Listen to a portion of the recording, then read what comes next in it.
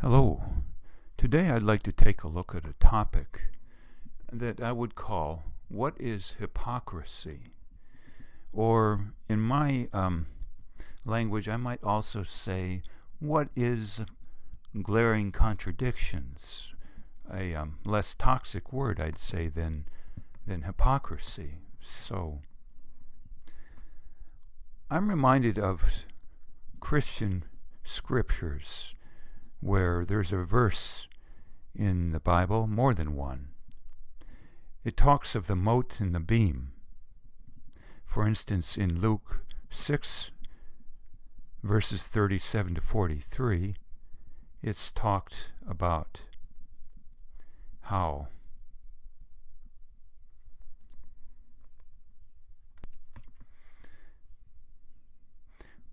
why do you look at the speck in your brother's eye, but do not perceive the plank in your own eye? Or how can you say to your brother, Brother, let me remove the speck that is in your eye, when you yourself do not see the plank that is in your own eye? Hypocrite, first remove the plank from your own eye, and then you will see clearly to remove the speck that is in your brother's eye.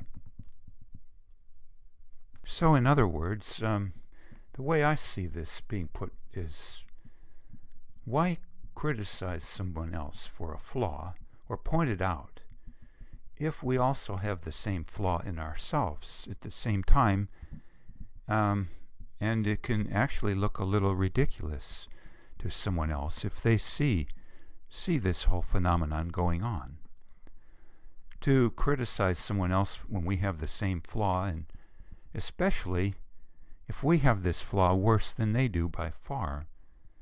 Hence this verse in the Bible, the scriptures talking about having a flaw that is much bigger than someone else's. The beam and mote argument. I'm reminded, for instance, of my time in the military when I would do inspections, and I was expected to take note of infractions of regulations, for instance, and write people up, so to speak. But an interesting phenomenon, of course, was that one had to be rather perfect before one was going to point out an infraction of someone else.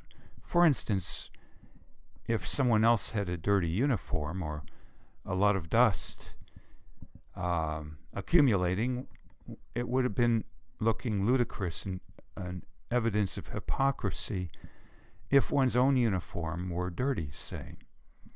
If one had the same infractions or worse, and nevertheless was trying to castigate a troop under one's command for the same infraction. You might say this can apply to the reality of lying too, where it would seem kind of ludicrous or hypocritical to accuse someone else of lying to you if you yourself lie considerably more, or at least the same as they do. You could say this is hypocrisy, couldn't you? Now, of course, I think the most obvious sign of this discongruity, this hypocrisy, so to speak, would be to criticize someone else for the exact same thing one's doing oneself. And all the more hypocritical, so to speak, if one does it or has this trait all the more than the other person. But of course, this could be extenuated then to say one is hypocritical to a lesser degree to criticize someone for anything if one has flaws oneself.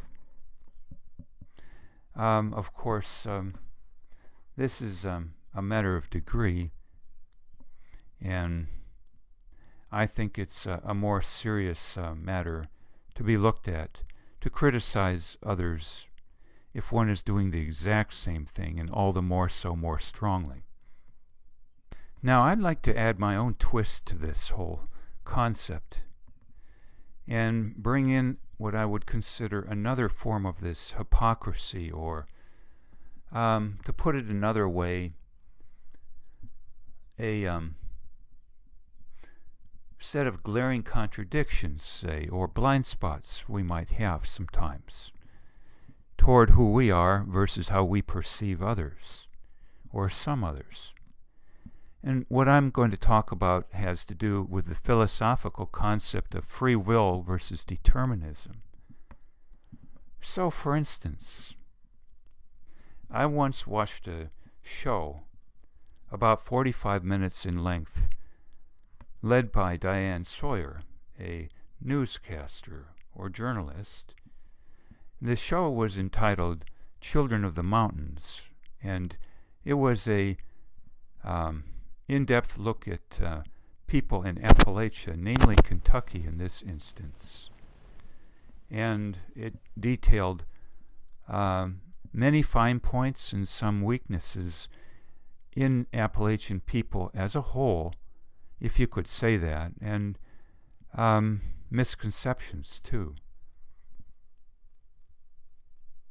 Now, it was pointed out, for instance, that some of the individuals in Appalachia had a lot of trash in their yard, and some outsiders, so to speak, would sometimes say derogatory things about this, followed by, "Why don't you pull yourself up by your bootstraps?" or "Try harder." Or in general, in life, we might say, "Why don't you stop being lazy?" or "Get your act together." Why don't you take responsibility? But then one of the social workers or aid workers to people in that region said that a big problem with the trash was the lack of availability of resources to clean it up. Or, as I would put it too, the lack of resources to help people feel less depressed and confused and despairing, and so beleaguered by financial and medical difficulties such that they can't address these smaller things like trash. And so, on the bigger scale, this is what I would be pointing out then, in my own mind and perhaps to those listening too. That is, isn't it a bit hypocritical or a little bit of a blind spot or lacuna to say someone else should be able to pick themselves up by their bootstraps, or, in general, do this and that because they have free will or free agency? And then, when it comes to our own faults, our own shortcomings, we turn around and say, well, I can't do this or that, or I have this flaw because of these set of circumstances. We might say, I had a bad childhood, or I had a bad education, or I got the short end of the stick, or you might say a number of things. We could call these excuses or rationalizations. But the point being, I'm saying, how convenient then to say, when it comes to our shortcomings, that there are what you could say extenuating circumstances or reasons. We could say, to put it another way, that there's a chain of events that excuse us from our flaws, but when it comes to others, we don't want to look at those extenuating circumstances or chain of events. Perhaps we just want to say, you have free will, so you should be able to change and be anything by willpower, let's say. Now, I think sometimes in a court of law, this might play out in terms of a lawyer trying to get someone a lesser sentence by saying that they're insane. In other words, the insanity defense, that they couldn't help it because of such and such. In other words, they couldn't help it because of deterministic causes or a chain of events that made the outcome inevitable. And then someone else saying, perhaps in a courtroom in rebuttal, that no, because the person had free will, they're accountable.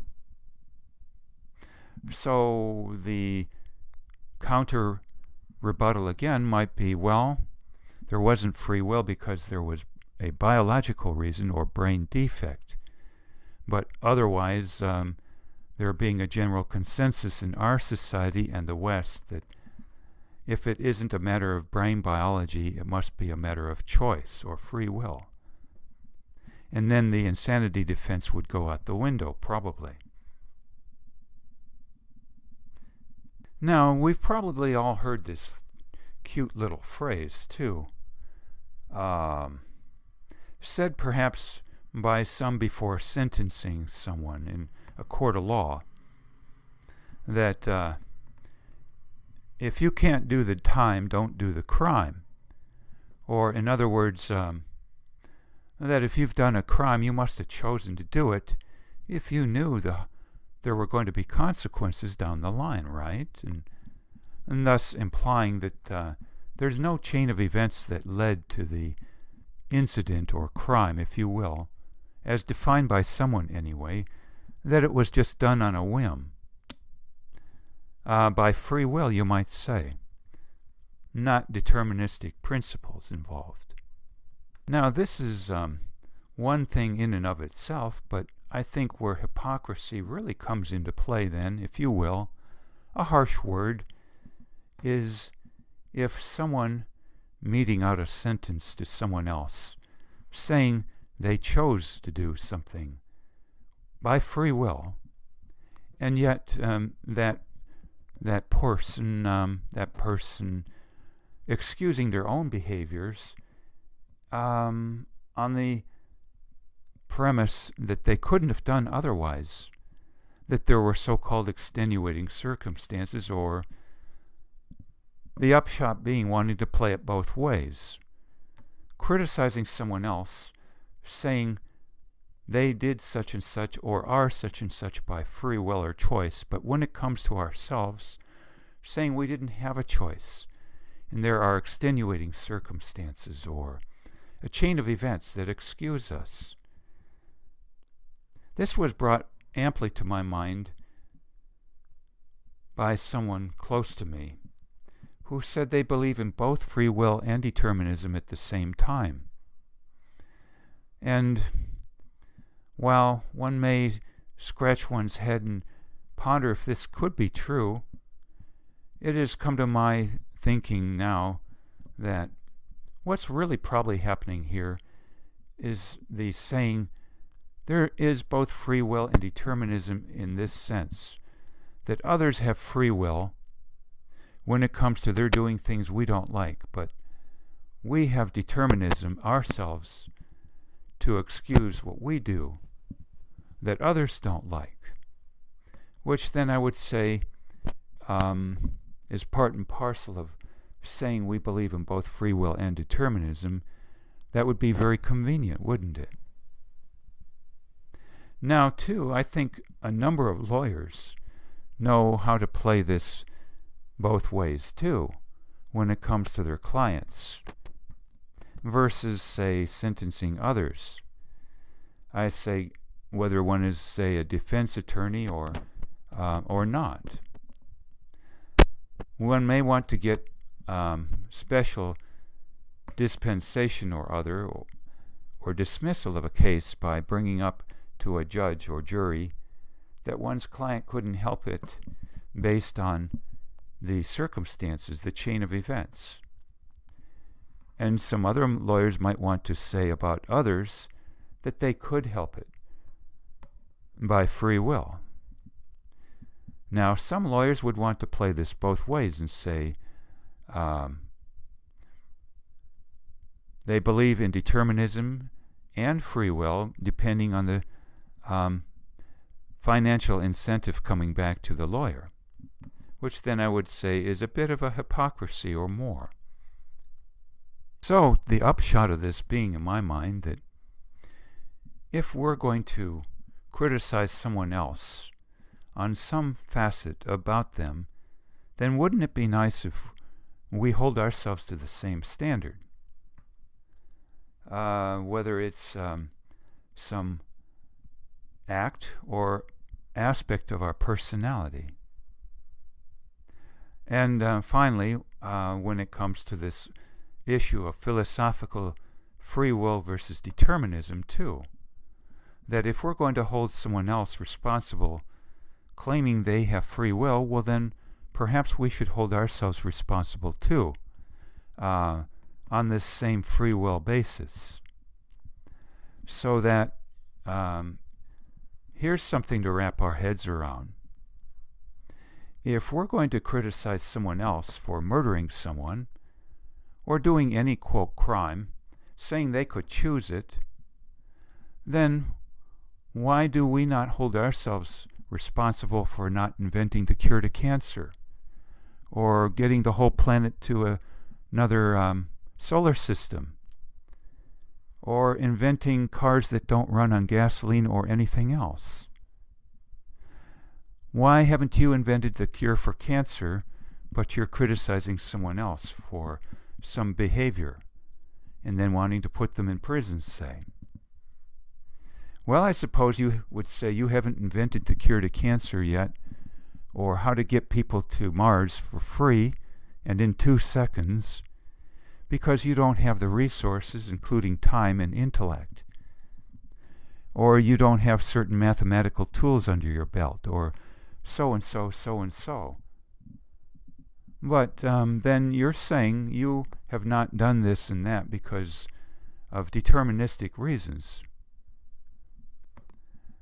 And yet, one might be criticizing someone else under the concept that they had free will. Now, if one had free will, why couldn't one cure cancer? Why couldn't one transcend all constraints in terms of the past series of circumstances and resources accorded us? This then is the hypocrisy in a nutshell, I would say. Why we would criticize someone else for anything when we haven't invented the cure to cancer, and we're not criticizing ourselves for that, nor receiving criticism from anyone else either. Now I would go next to ask myself, why would this kind of hypocrisy, if you will, this double standard even exist? How does this come about? One thing that comes to my mind is relating to people who like to blog or podcast or write or create anything.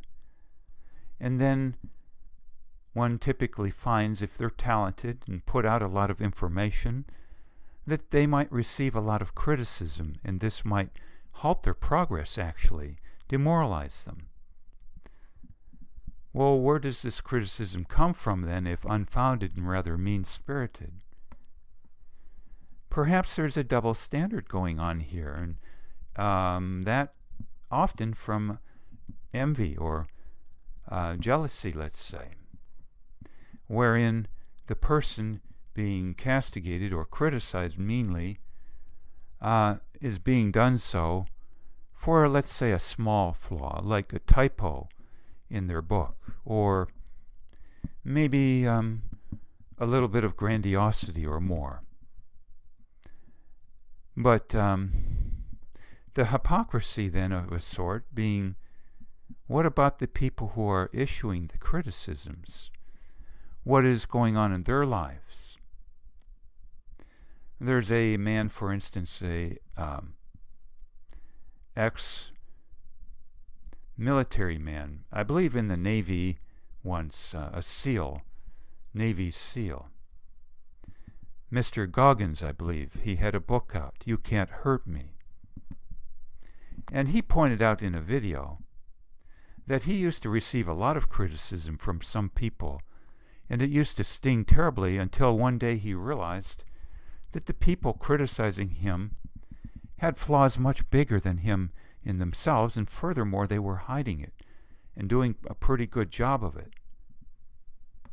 I'm also reminded of the phrase, if walls could talk. In other words, if people criticizing us, if we could hear what they say inside their homes that would reveal flaws about them that perhaps greatly dwarf who we are and what we're doing and who we are in general, and thus make the whole thing look rather ludicrous or hypocritical. Now, Mr. Goggins said once he wrapped his head around this, things went much better for him in his mind, that is. He could dismiss criticism much better. In other words, spotting hypocrisy, if you will. That wasn't so obvious because a lot of the issuers of the criticism weren't revealing who they were. This being pointed out too by Brene Brown, for instance, in her videos on criticism toward her once, when one of her videos went viral. She does a lot of work on shame and vulnerability, and what happens when one is criticized and it hurts terribly, and how to deal with this. And secondly, I would point out the concept of narcissism, or in my book, wanting to feel one as number one and make others feel they're much less than this, to give a sense of power, of control over things one deems toxic or painful, possibly, especially if one catastrophizes the outcome of it all.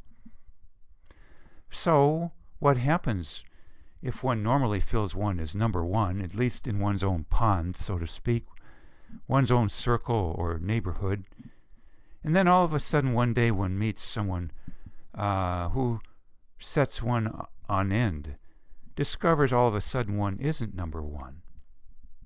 Well, then wouldn't it be mighty convenient to try and find some flaw in the other person to show that theoretically they're much less than they claim or are, and therefore restore ourselves to number one position in our own mind?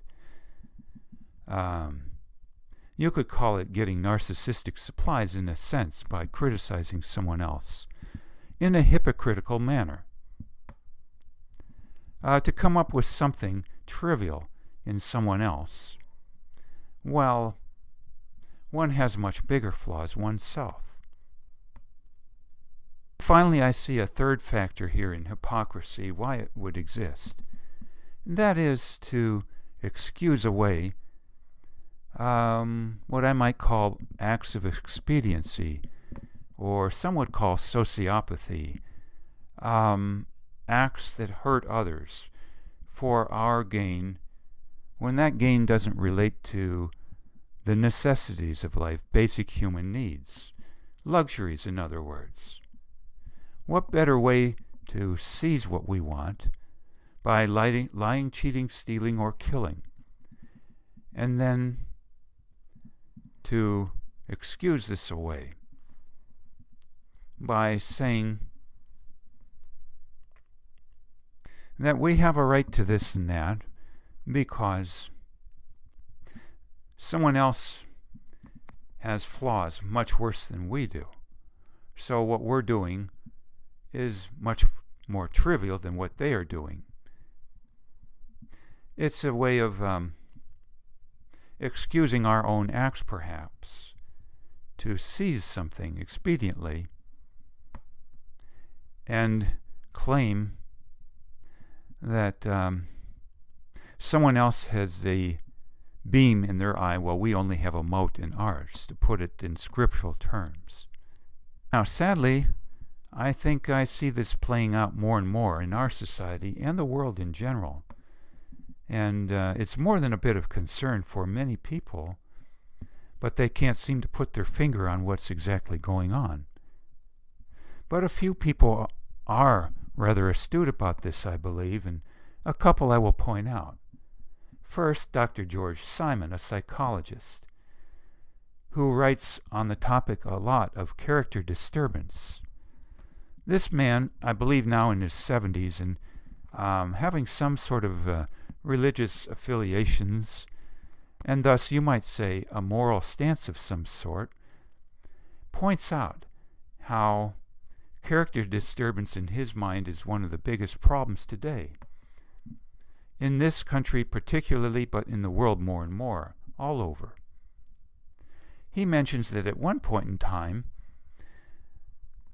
Mr. Freud, say, would talk of neuroticism, that neurosis was the biggest problem, anxiety, and how to deal with this. But he says now that mankind's biggest problem, especially in our country, is character disturbance.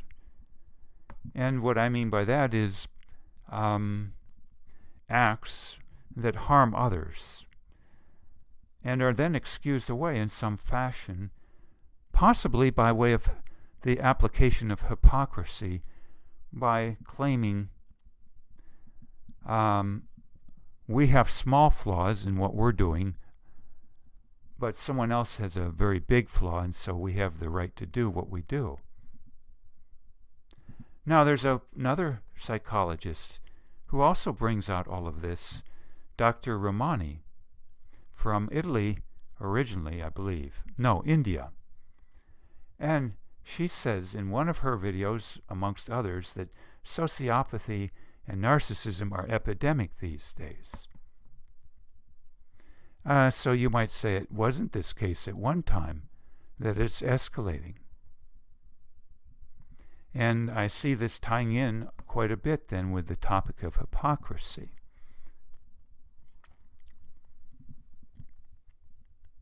So I wouldn't want to go too much further today on the topic of morals, but to say that it's probably pretty well accepted by many that morals have slipped a great deal in our country and in the world in general. That both the concept of situation ethics, once put forward by Fletcher, and the idea of do whatever you feel like, just don't get caught, has taken the world by storm more and more, especially in our country. And the concept alternatively put forth by the wonderful singer Stevie Wonder, that white lies, say, lead to black lies, and the idea that lying is a slippery slope, seems to be falling by the wayside more and more each day. So, again, talking about hypocrisy here, as applied to morals, and how this can come about, for reasons of excusing expediency in this case. I would depart on this whole topic today with several phrases that have also been put forth over the ages. And these can be looked up very quickly on Wikipedia, by the way, as I had today. First, the phrase, physician, heal thyself. And secondly, the phrase, the frog and the fox, coming from Aesop's time, Aesop's Fables, where it is said in the Wikipedia article, a frog leaves his native swamp and proclaims himself a wonder-working doctor.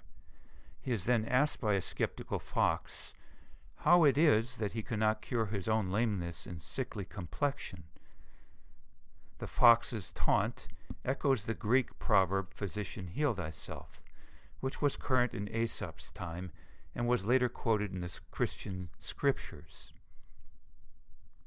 And later, Samuel Croxall said in 1722, in a commentary on the fable, that there's a generalization of the advice that we should not set up to rectify others' enormities while we labor under the same ourselves. So I think, in a sense, this is what hypocrisy is talking about, from a variety of sources, that it's rather interesting, shall we say, and hypocritical in the eyes of others.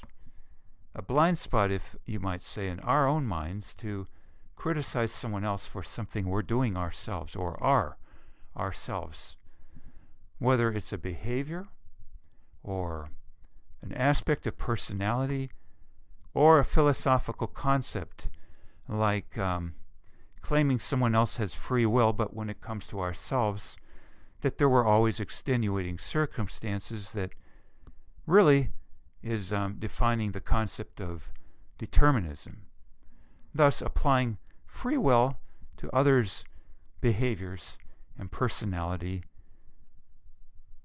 but applying determinism to who we are. I hope this is some good food for thought, and I wish you well.